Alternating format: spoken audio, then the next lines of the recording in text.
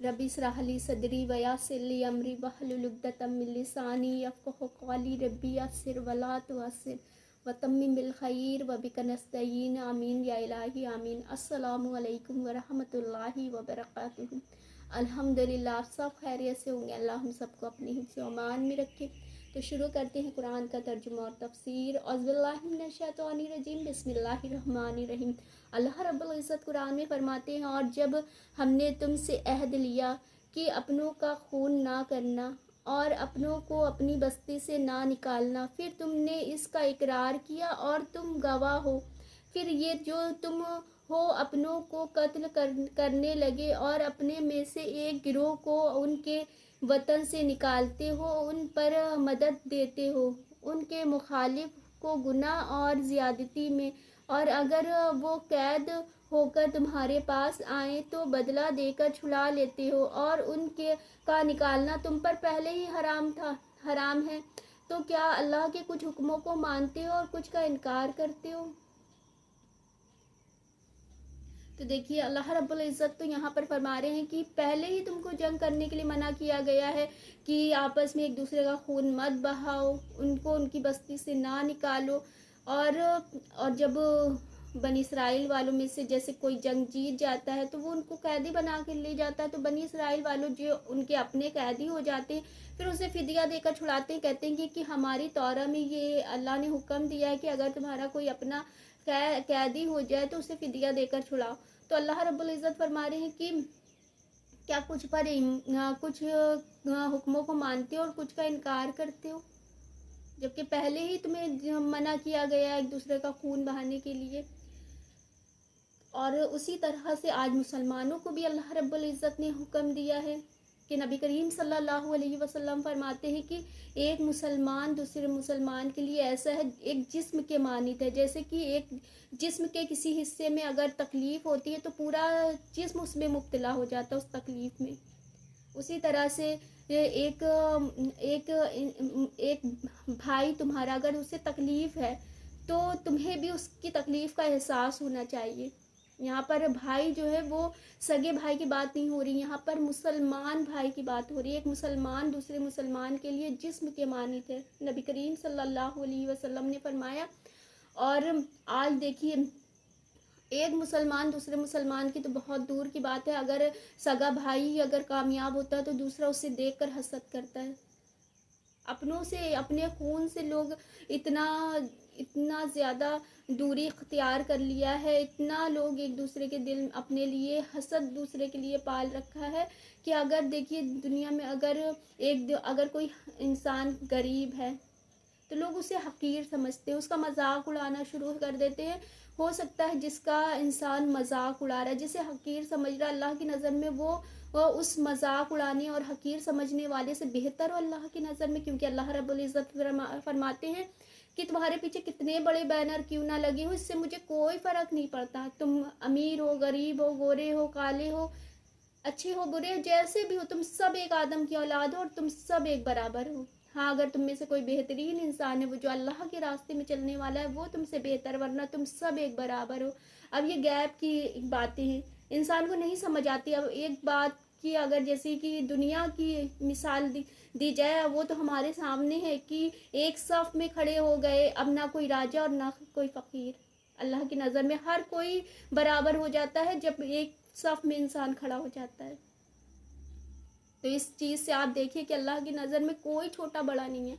हाँ, अगर अल्लाह के रास्ते में चलने वाला है वो एक दूसरे से बेहतर है, वरना तुम सब एक बराबर हो।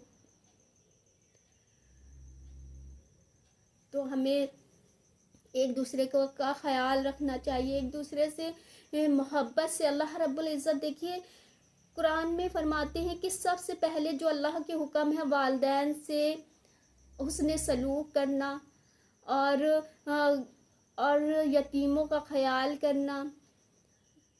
उसके बाद अल्लाह रब्बुल इज़्ज़त फरमाते हैं लोगों से अच्छी बात करना, एहसन सलूक करना, भलाई करो। मतलब और देख यहाँ पर अल्लाह रब्बुल इज़्ज़त के जो इबादत से पहले जो हुकूक है اور ماں باپ کے ساتھ بھلائی کرو، اور رشتہ داروں اور یتیموں اور مسکینوں سے اور لوگوں سے اچھی بات کہو۔ یہ اللہ رب العزت جو عبادت کے حکم ہے اس سے پہلے، یہ جیسے نماز ہے، حج، زکوٰۃ سے پہلے یہ انسانیت کے حکم دے رہے ہیں کہ یہ سب کو تمہیں پہلے کرنا ہے۔ مطلب احسن سلوک، ایک انسان دوسرے انسان کے لیے، اس کے لیے خیر کا ذریعہ بن جائے۔ اور پھر اس کے بعد اللہ رب العزت فرماتے ہیں اور نماز قائم رکھو۔ اتنے سارے کام کرنے کے بعد اللہ رب العزت فرماتے ہیں کہ نماز قائم رکھو اور زکوٰۃ دو، پھر تم پھر گئے۔ جب زکوٰۃ کی بات آتی تو انسان اتنا زیادہ سوچتا ہے دینے کے لیے کہ یہ تو میرے محنت کے پیسے ہیں، یہ میں ایسے کیسے دے دوں۔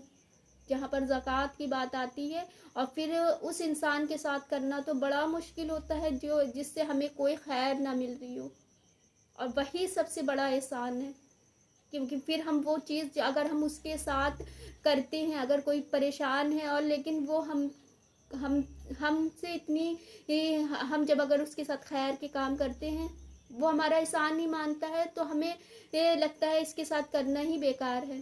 نہیں، اگر ہم کسی کے لیے کر رہے ہیں تو وہ ہم اللہ کے لیے کر رہے ہیں۔ اور یہ چیز بہت بڑی بات ہے کہ آپ کو کسی سے حسن سلوک نہ ملتے ہوئے بھی آپ اس کی مدد کریں، تو وہ اللہ کے لیے آپ نے کیا ہے۔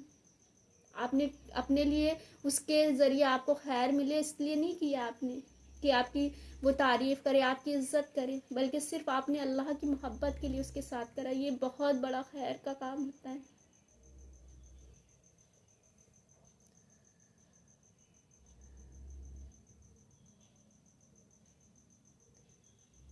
اور کچھ لوگ الحمدللہ بہت اچھے سے یہ کام کرتے ہیں، بہت ایمانداری سے یہ حج، زکوٰۃ، خیرات نکالتے ہیں، اور جو لوگ نہیں نکالتے ہیں، جیسے کہ پھر نبی کریم صلی اللہ علیہ وسلم جب معراج پر گئے تھے، جو لوگ زکوٰۃ نہیں نکالتے اپنے مال کا تو ان کے گلے میں سانپ لپٹے ہوئے تھے اور انہیں ڈس رہے تھے، تو جبریل علیہ السلام فرماتے ہیں کہ یہ لوگ دنیا میں زکوٰۃ نہیں نکالتے تھے اور وہ سانپ کہہ رہے ہیں میں تمہارا سونا ہوں، میں تمہارا چاندی ہوں، اور انہیں ڈستے ہیں وہ۔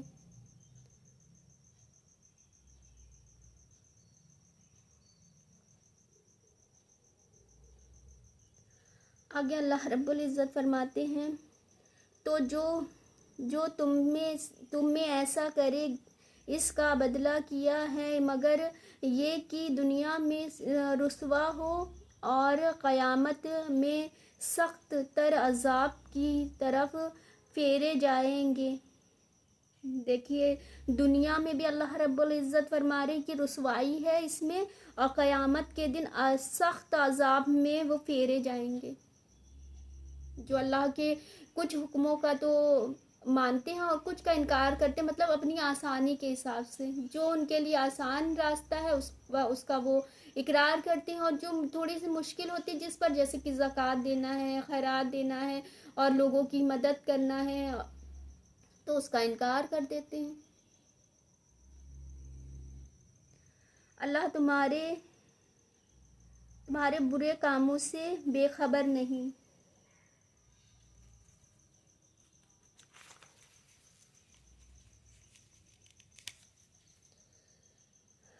یہ ہیں وہ لوگ جنہوں نے آخرت کے بدلے دنیا کی زندگی مول لی، تو نہ ان پر سے عذاب ہلکا ہو اور نہ ان کی مدد کی جائے۔ کہ دیکھیے اللہ رب العزت جیسے کہ بنی اسرائیل فرماتے ہیں کہ ہمارے پر کچھ دن کے لیے عذاب ہوگا، یعنی کہ آگ ہمیں کچھ چھوئے گی کچھ دن اور پھر ہم سب جنتوں میں ہوں گے۔ اللہ رب العزت فرما رہے ہیں کہ آخرت کے بدلے دنیا کی زندگی مول لی، یعنی کہ آخرت کی زندگی کے بدلے دنیا کی زندگی کو خرید لیا، آخرت کی زندگی کے بدلے دنیا کی زندگی کو پسند کیا، اور اس زندگی میں اتنا گم ہو گئے ان رنگینیوں میں کہ آخرت کی کوئی انسان کو کوئی خیال ہی نہیں ہے۔ موت آنی ہے، یہ انسان اچھا موت کا ایسا ہے کہ انسان اتنی بڑی حقیقت ہے، اتنی بڑی کہ انسان کچھ دیر اگر رنگینیوں میں ہے تو کچھ ٹائم وہ بھول سکتا ہے، لیکن موت ایسی حقیقت ہے کہ آحاق بن کر کے انسان جھٹلا نہیں سکتا کہ موت نہیں آنی ہے. ہاں کچھ ٹائم کے لیے اگر وہ رنگینیوں میں اسے بھلا سکتا ہے، لیکن اس کا انکار نہیں کر سکتا، آگ بن کر کے اسے جھٹلا نہیں سکتا کہ موت آنی ہی نہیں ہے. ہر انسان کو یہ یقین ہے کہ موت آنی ہے، برحق ہے. موت ہر انسان کو آنی ہے، چاہے وہ امیر ہو، چاہے غریب ہو، چاہے بد ہو، چاہے جیسا بھی ہو. ہر انسان کو، چاہے نیک ہو، ہر انسان کو موت کا مزہ چکھنا ہے.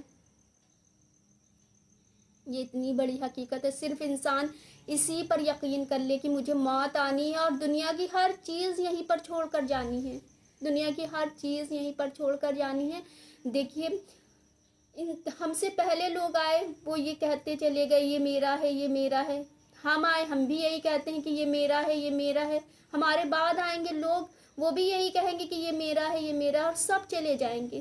دنیا میں کچھ کوئی اپنے ساتھ نہیں لے جانے والا، صرف یہ کہتے کہتے چلے جاتے ہیں اس دنیا سے.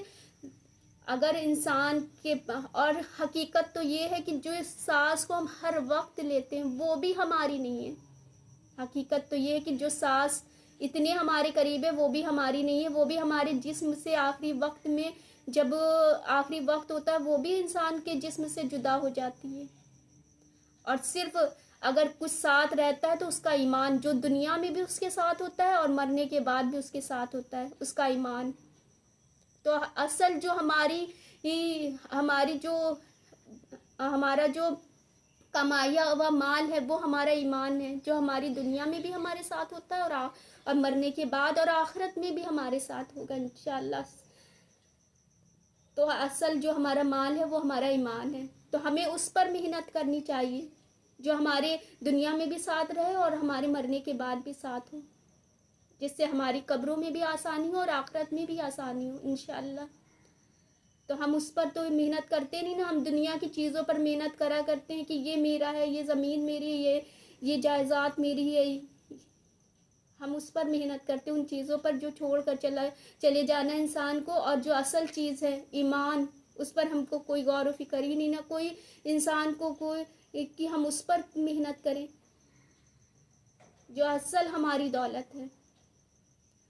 تو آج کا سبق اتنا ہی ہے. تو اپنے آس پاس لوگوں کا خیال رکھیں، خوش رہیں، خوشیاں بانٹیں اور ایک دوسرے کو اپنی دعا میں یاد رکھیں. تو چاہتے ہیں فی الحال تو آپ سے اجازت. جزاک اللہ خیر.